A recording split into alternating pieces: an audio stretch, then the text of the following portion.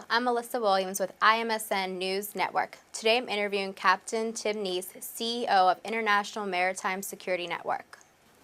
So why can't governments do anything to stop this from happening? Well, ironically, most of the situations where this piracy stuff's going on, the the governments of the countries are very weak. Okay, so there's a lot of turmoil going on. For instance, in the Caribbean, even, where you don't really hear a lot about it, places like Haiti, that's gone through that devastation that they've gone through with the earthquakes and so forth. Their government's in a spin, and everyone's trying to hold on tight, but there's no money, and there's starvation, and there's issues there. So they're motivated by survival to go out and do whatever it is they have to do. The Somalian pirates in the beginning were fishermen. These guys need money. They're trying to fight for their families to do what they're doing.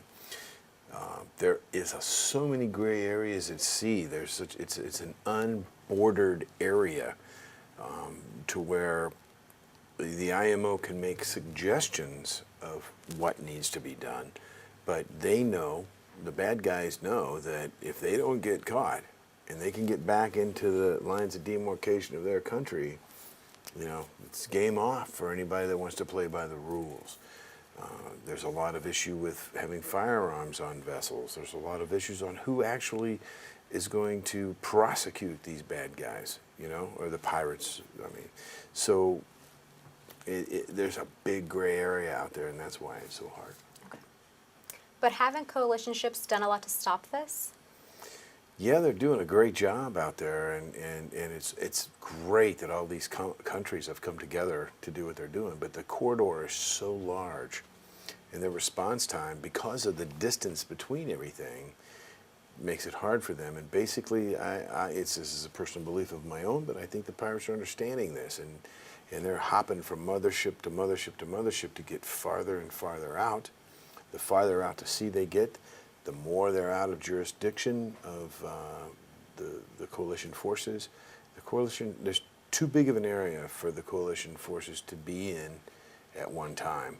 And the more successful that the pirates are at these raids that they're pulling off, the more money that they're making.